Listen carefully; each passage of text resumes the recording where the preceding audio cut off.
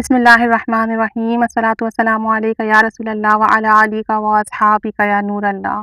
درود پاک پڑھا اور نبی کریم صلی اللہ علیہ وآلہ وسلم کی زیارت ہوئی۔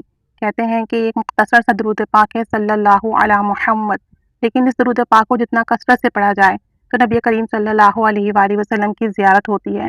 ایسے ہی ان حضرت نے صلی اللہ علی محمد کا بہت زیادہ ورد کیا، صبح شام، ہر وقت باوضو بے وضو، تو انہیں آقا دو جہاں صلی اللہ علیہ وسلم کی زیارت بھی ہوئی، اور امام حسن اور امام حسین رضی اللہ تعالی عنہ کی بھی زیارت ہوئی کہ وہ بھی ساتھ میں موجود تھے۔ تو درود پاک اگر کوئی زیارت کرنا چاہتا ہو آپ صلی اللہ علیہ وآلہ وسلم کی، تو اس درود پاک کو صلی اللہ علیہ محمد کو کثرت سے پڑھے، صبح شام، اٹھتے بیٹھتے، باوضو بے وضو، دن بھر پڑھے۔ اور کوئی ایک وقت مقرر کر کچھ تسبیحات مقرر کر لے کہ میں 100 مرتبہ، 313 مرتبہ، 500 مرتبہ پڑھوں گا، اور پھر اس وقت میں وہ باوضو ہو کر، باادب ہو کر، تصور کے ساتھ، توجہ ادب کے ساتھ پڑھے، تو انشاءاللہ عز و جل بہت جلد زیارت نصیب ہوگی۔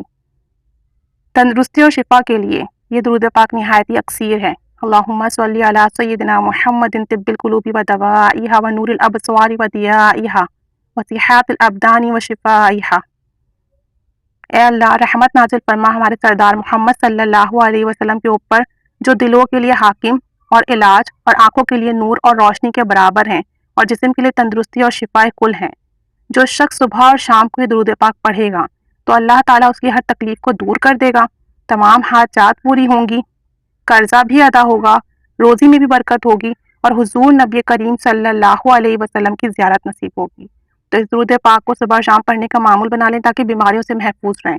آج کل ہر بندہ بیمار ہے، جسمانی بیماری ہو، روحانی، ذہنی، قلبی بیماری ہو، کسی بھی قسم کی بیماری ہو، اس سے محفوظ رہیں گے۔ بیمار ہے تو شفا ملے گی، ساتھ ساتھ جو حاجات ہیں وہ بھی پوری ہوں گی، ساتھ ساتھ نبی کریم صلی اللہ علیہ وآلہ وسلم کی زیارت بعد سعادت نصیب ہوگی۔ اللہ تعالیٰ رحمت کی نگاہ فرمائے تمام مسلمانوں پر۔ ایسے اعمال جو کرنے میں ہلکے ہوں اور جلدی ہو جاتے ہوں، ان کو اپنی زندگی کا معمول بنائیے تاکہ بآسانی اعمال کر سکیں اور خوب اجر و ثواب بھی مل سکیں، اور دین و دنیاوی تمام حاجات بھی پوری ہوں، اور آپ کے دل کی تمام مرادیں پوری ہوں۔ اللہ تعالیٰ سب پر رحمت کی نگاہ فرمائے، آمین۔ صلی اللہ علیہ محمد صلی اللہ علیہ وآلہ وسلم۔ الصلاۃ والسلام علیک یا سیدی یا رسول اللہ وعلی آلک و اصحابک یا نور اللہ۔